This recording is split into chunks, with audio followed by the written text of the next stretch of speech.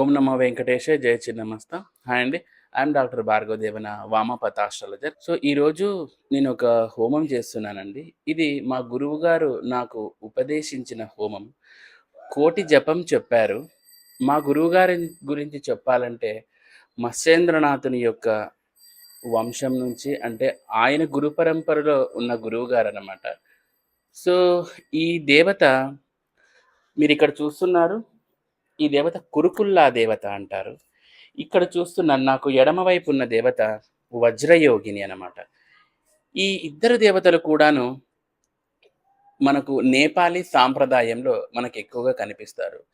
మనకు భారతీయ సాంప్రదాయంలో ముఖ్యంగా వామతంత్రంలో తారాదేవిగా వీళ్ళని గుర్తిస్తున్నారన్నమాట. కానీ ఇప్పుడు నేను నిర్వహిస్తున్న ఈ హోమము మా గురువుగారు ఉపదేశించారు. కోటి జపానికి నేను దగ్గరలో ఉన్నందుకు, నేను కొన్ని రకాల అంటే కొన్ని లక్షల జపం సంఖ్య అయిపోయినందుకు నేనిప్పుడు ఆ హోమం అనేది నిర్వహిస్తున్నాను.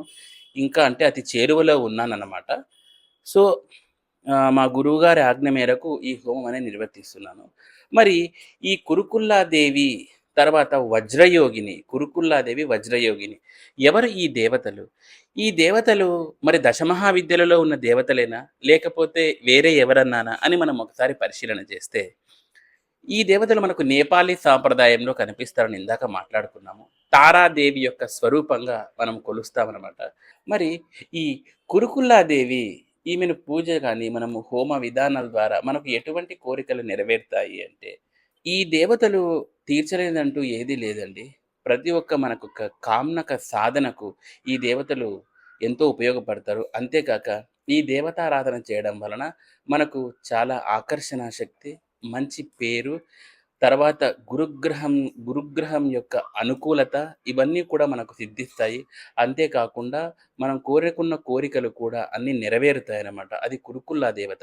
ఈమెకు ముఖ్యంగా మనము ఆకర్షణ తంత్రంలో ఉపయోగిస్తూ ఉంటాము. నేను ఇంతకుముందు చాలా వీడియోల్లో చెప్పున్నాను. షట్కర్మలు వీటి గురించి చెప్పున్నాను. ఈ తాంత్రిక విధానంలో మనం ఆకర్షణ తంత్రంలో ఈమెను అంటే ఈ విద్యలో ఈమెను మనము పూజించడం అనేది జరుగుతుందన్నమాట. ఎస్పెషల్లీ మనం ముఖ్యంగా ఆకర్షణ తంత్రం గురించి మనం పరిశీలన చేస్తే, ఈ కురుకుల్లా దేవతకు మనము కొన్ని రకాల ఆకర్షణ ముద్రలు వేసేసి ఆమెను మనము హోమగుండం లేక ఆహ్వానం, ఆల్రెడీ పూజ అయిపోయికొచ్చినదండి మన హోమ ప్రక్రియ.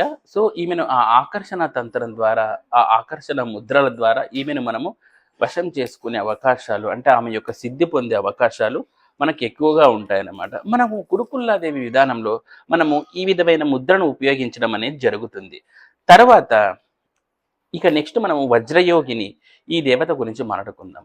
ఈ వజ్రయోగిని దేవతను మనము ఇలాంటి ప్రక్రియల్లో వజ్రముద్ర చేసి ఆమెను మనము ఆవాహనం కానీ, ఆమె యొక్క పూజా ప్రక్రియ, హోమ విధానం కానీ చేయడం జరుగుతుంది. ఇదంతా కూడా నేపాలీ తంత్రంలో మనకు ఉంటుందన్నమాట.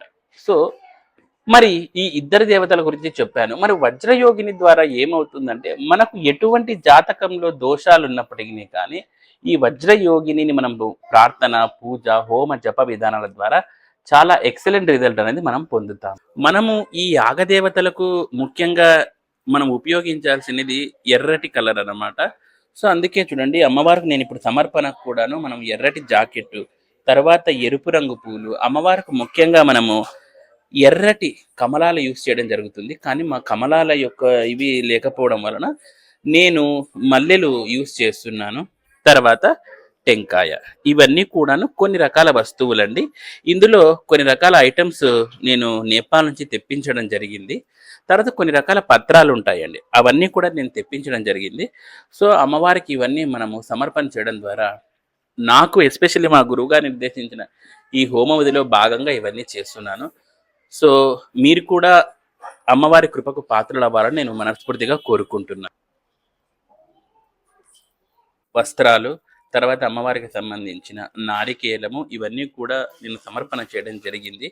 తర్వాత ఈ హోమగుండం గురించి మాట్లాడాల్సి వస్తే, ఇది 2 త్రికోణాలు, అంటే ద్విత్రికోణ హోమం, అంటే మనం మామూలుగా అంటాం కదా స్టార్ షేప్లో అది ఉండే హోమగుండం అనమాట. మనం మామూలుగా తంత్ర ప్రక్రియలో ఎక్కువగా ఇట్లాంటి హోమగుండాల్ని మనము తాంత్రిక దేవతలకు ఎక్కువగా యూస్ చేస్తూ ఉంటారు. సో కాబట్టి అందుకనే నేను ఈ స్టార్ షేప్ హోమగుండాన్ని అనేది ఇక్కడ చేయడం జరిగింది. ఎందుకంటే తంత్రశాస్త్రంలో దీనికి చాలా పెద్ద పీట వేశారనమాట. హోమగుండాల్లో మనకు షేప్స్ కూడా ఉంటాయి. వాటి వాటి యొక్క మన అనుకూలతలను బట్టి, తర్వాత మనకు కావాల్సిన రిజల్ట్స్‌ను బట్టి ఆ హోమగుండాల నిర్మాణం అనేది జరుగుతుంది. సో ఇదండి ఆహ్, ఈరోజు నేను చేసిన మా గురువుగారి ఆదేశం ప్రకారం చేసిన కోటి దీక్షలో భాగంగా చేసిన హోమ ప్రక్రియ వజ్రయోగిని, తర్వాత కురుకుల్లాదేవి. సో, కాబట్టి మీరు కూడా ఈ దేవతల ఆశీస్సులు పొందుతారని చెప్పేసి నేను మనస్ఫూర్తిగా కోరుకుంటున్నాను. సో, ఈ విధంగా ఈ దేవతలను మనం కొలవడం ద్వారా అత్యద్భుతమైన ఫలితాలనేటివి మనం పొందుతామండి. మా గురువుగారి ఉపదేశం మేరకు నేను ఈ జపదీక్ష నాది అయిపోయేకొచ్చింది దగ్గరలో. అందుకని చెప్పేసి కొన్ని రకాల హోమ ప్రక్రియలు అనేవి నిర్వహించున్నాను. సో, కాబట్టి మీరు కూడా ఈ విధి విధానాలను పాటిస్తూ మీరు అమ్మవారి యొక్క ఆశీస్సులు పొందాలని నేను కోరుకుంటున్నాననమాట. నా యూట్యూబ్ వ్యూయర్స్ అయితేనేమి, నా క్లయింట్స్ అయితే ఏమి, నన్ను బిలీవ్ చేసే వాళ్ళకైతేనేమి, అందరికీ చాలా బెస్ట్ రిజల్ట్స్ అంటే ఆయురారోగ్యాలు, ఐశ్వర్యము అన్నీ రావాలని మనస్ఫూర్తిగా కోరుకుంటున్నానండి. నాకు ఎందుకంటే నా స్ట్రెంగ్త్ అంతా కూడాను నా క్లయింట్స్ అంటే నా వ్యూవర్సే. కాబట్టి మీ అందరికీ చాలా మంచి ఫలితాలు రావాలని చెప్పి నేను మనస్ఫూర్తిగా ఈ యజ్ఞ దేవతలకు నేను కోరుకుంటున్నాను. థ్యాంక్స్ ఫర్ వాచింగ్ అండి. ఓం నమో వెంకటేశ. జై చిన్నమస్త.